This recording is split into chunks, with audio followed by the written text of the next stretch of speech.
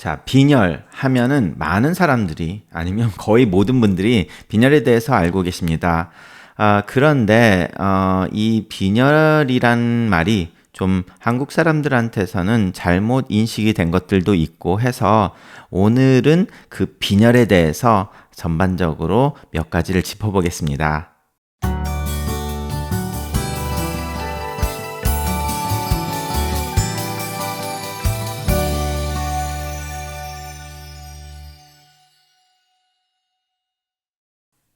안녕하세요.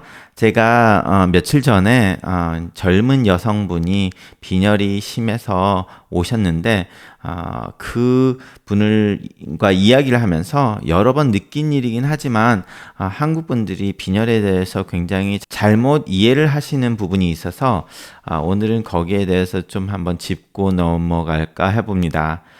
자, 한국 분들이 보통 제가 피 검사를 하고 빈혈이 좀 있네요. 이렇게 말을 하면 사람들이 맞아요. 제가 어지러워요. 이렇게 말하거든요. 그리고 빈혈이 없어요. 그렇게 말을 하면 근데 어지러운데 뭐 이렇게 말씀을 하십니다.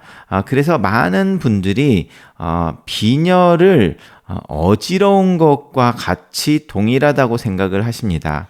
물론 빈혈이 심하면 어지러울 수는 있지만 어지럼증은 빈혈이 아니죠.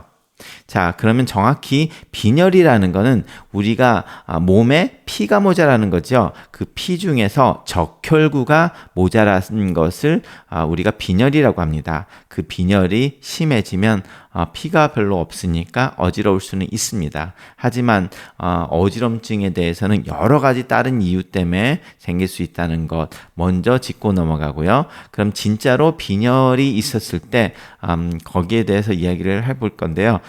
젊은 여성 특히 뭐 20대, 30대, 40대, 뭐 50대까지도 그 젊은 여성에서 빈혈이 오는 것은 대부분 철분 결핍성 빈혈이 많습니다.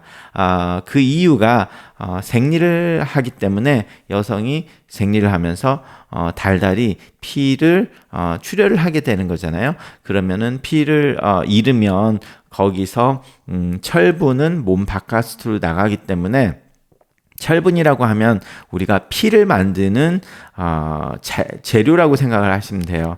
만약에 피를 만드는 게 집이다. 그러면 집을 짓기 위한 벽돌이 필요하잖아요. 그러면 철분은 그 피를 만드는 벽돌, 그 재료와 같다고 생각을 하시면 되는데 이 철분이 없으면 당연히 벽돌이 없으니까 집을 못 짓듯이 철분이 모자라면 빈혈이 올 수밖에 없습니다.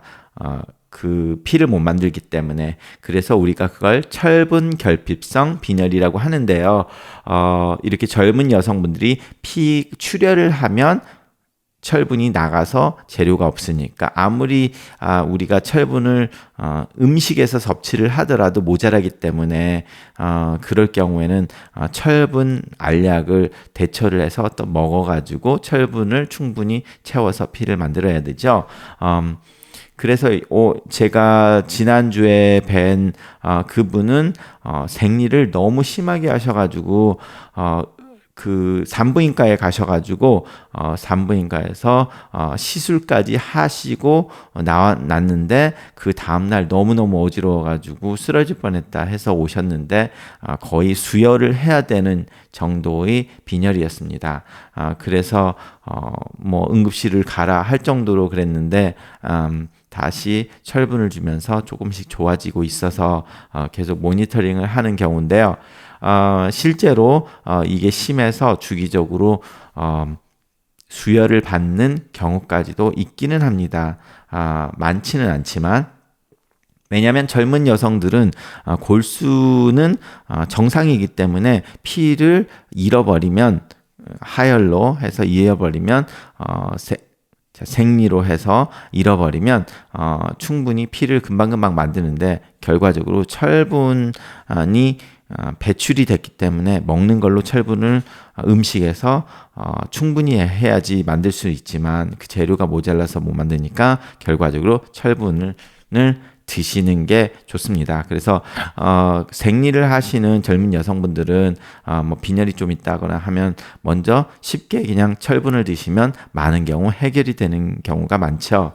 그래서 이 분에게는 제가 철분을 처방을 했지만 많은 분들이 또 철분을 먹으면 변비가 온다고 하거든요. 그래서 변비 때문에 못 드시거나 하면 이제 다른 식으로 이 철분을 섭취를 해야 되는데 한국 사람인 경우에는 순대 이런 거에서 피가 섞여 있는 거잖아요. 그래서 그 순대를 먹거나 선지 해장국 해서 선지를 먹거나 뭐 이런 식으로 해서 철분을 섭취하라기도 하고요. 순대를 먹을 때 간에도 철분이 많기 때문에 간을 먹으라고도 그런 레코멘데이션을 합니다.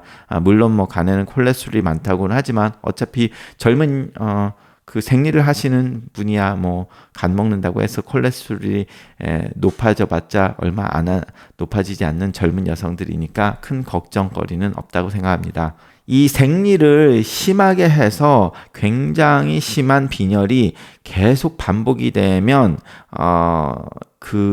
어떨 때는 자궁 척추를 해가지고 자궁을 드러내는 경우도 있게 됩니다. 왜냐하면 실제 제가 이런 환자 두 분이 계셨는데 너무 심하다 보니까 수혈을 몇 번을 맞을 정도로 심하고 근데 그게 몇 년이 지나게 되면 결국 너무 너무 심한 빈혈 때문에 심장에 무리가 가서 그래서 우리가 소위 말하는 high output heart failure라는 심장의 부전증이 생기게 됩니다. 쉽게 말하면 우리가 심장은 펌프인데 펌프가 충분한 펌프를 해줘야 되는데 피 농도가 너무 낮으니까 그만큼의 피를 공급을 해주려면 훨씬 많이 빨리빨리 뿜어줘야 되거든요. 그럼 심장이 훨씬 많은 양의 혈액을 뿜어줘야지 충분한 그 적혈구가 가니까 굉장히 많이 하다 보니까 그러면 그게 오버워크를 해서 너무 많은 무리로 심장이 망가지게 되는 겁니다. 쉽게 말하면 뭐 자동차 엔진 1단을 놓고 20마일, 30마일까지 계속 달렸다. 그러면 엔진 RPM이 너무 많이 올라가면 오래 가면 그 엔진이 망가지죠. 같은 기전으로 그렇게 심장이 망가질 수 있습니다. 그래서 그것을 high output heart failure라고 하는데 빈혈이 그렇게 심하면 자궁 적출술까지 해야 될 수도 있는 그 이유가 이렇게 심장이 망가질 수도 있으니까 아예 자궁을 드러내자라는 말을 의사들이 굉장히 심한 생리를 계속 하시고 있는 분한테는 그렇게 추천을 하게 되죠. 그런데 그렇게 되는 경우는 그렇게 많지는 않으니까 대부분이 젊은 생리를 하는 여성에서는 철분을 드셔서 철분 결핍성 빈혈을 방지하시기 바랍니다. 다음 시간에는 다른 빈혈의 이유 등에 대해서 말씀드리겠습니다. 감사합니다.